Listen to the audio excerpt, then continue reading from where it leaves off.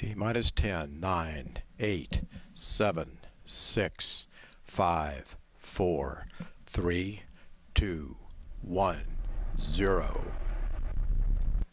And launch.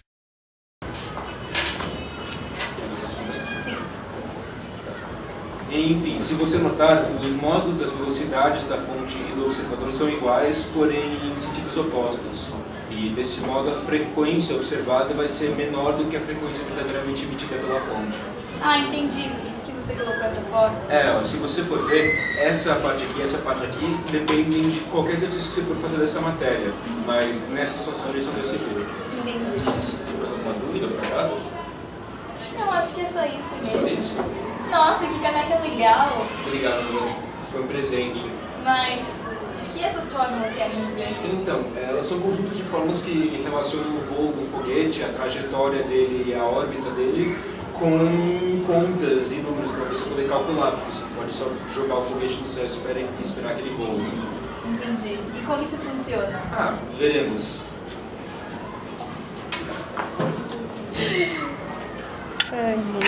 Antes de compreendermos as fórmulas descritas nessa xícara, é necessário ter conhecimento de um dos mais fundamentais conceitos descobertos por Newton, a lei da gravitação universal. Segundo o físico Richard Feynman, essa é definida por... Now, what is this law of gravitation that you're going to talk about? The law is that two bodies or bodies exert a force upon each other, which is inversely as the square of the distance between them, and varies directly as the product of their masses. And mathematically, we can write that great law down in the formula, some kind of a constant times the product of the two masses divided by the square of the distance. Nessa fórmula, G é uma constante gravitacional, m é a massa de um corpo, m' é a massa de outro e r é a distância entre os dois corpos. Segundo a terceira lei de Newton, que diz que para toda ação há sempre uma reação oposta e de igual intensidade, a força que m' exerce em m possui mesmo módulo e sentido oposto da força que m exerce em m'. Cabe saber que o valor de G vale 6,67 vezes 10 elevado a menos 11 metros cúbicos por quilograma vezes segundo ao quadrado. A gravitação universal permite explicar inúmeros fenômenos, como a variação das marés na Terra ou as órbitas de planetas em volta do Sol em nosso sistema solar, ou até mesmo porque corpos celestes aparentam possuir formato quase esférico. É dito que a descoberta da gravitação foi uma das mais importantes da história da humanidade. Bem, agora que você já possui alguns conceitos a respeito da gravitação universal, podemos começar a observar e compreender algumas fórmulas contidas na xícara. A primeira equação dada é essencial para escapar da Terra, e é a fórmula usada para se calcular a velocidade de escape que o foguete precisa ter para escapar do corpo em que ele está contido. Para explicar alguns dos conceitos contidos na xícara, e um extra, eu gostaria de propor um experimento de pensamento. Imagine um foguete na Terra. Neste experimento, o foguete carregará com ele um satélite que será posto em órbita em volta da Terra.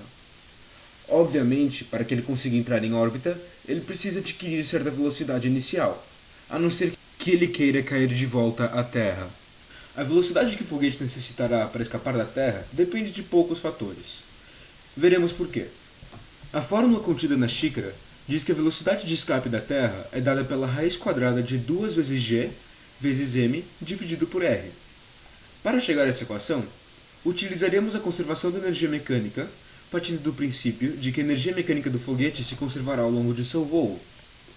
É possível ditar que o produto de sua massa pelo quadrado de sua velocidade dividido por 2 será igual ao produto de sua massa, sua aceleração gravitacional e a altura desejada, que equivale ao raio da órbita. Após simplificar a equação, nos resta que o quadrado da velocidade de escape é igual a 2 vezes o produto da aceleração e a altura da órbita.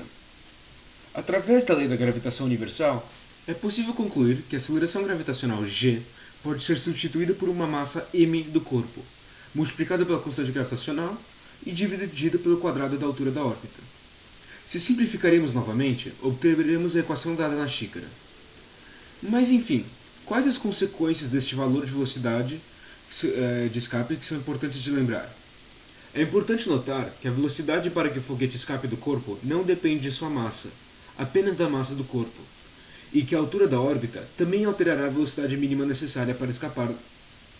Para pôr em perspectiva essa questão, para orbitar o planeta a uma altura de 9.000 km da superfície da Terra, seria necessária uma velocidade de um pouco menor que 7,1 km por segundo. Uma velocidade que equivale a 24,7 vezes a velocidade do som. Continuando com o nosso exemplo, o nosso foguete agora conseguiu atingir a órbita da Terra e precisa deixar o seu satélite orbitando. A resposta é não, e mostraremos por que isso não é um problema. No nosso sistema Terra-foguete, a força de atração gravitacional equivale à resultante centrípeta da órbita. Dessa forma, podemos igualar as suas fórmulas. E chegamos que o produto da massa m do foguete, com o quadrado de sua velocidade, dividido pelo seu raio de órbita, é igual ao produto das massas m do foguete e m' do planeta, multiplicado pela constante gravitacional e dividido pelo quadrado do raio da órbita do foguete. Simplificando, obtemos a expressão que a velocidade da órbita é igual à raiz quadrada do produto de m' por g dividido pelo raio da órbita. As implicações desta fórmula são que, na verdade, a velocidade do satélite será determinada exclusivamente pela sua altura de órbita, e ela será constante e, portanto, não há como outro objeto colidir. Outra implicação importante é relacionada aos satélites de comunicação, pois através do uso desta fórmula é possível determinar qual a altura necessária para que a órbita do satélite seja parada em relação à Terra, em uma órbita chamada de geoestacionária.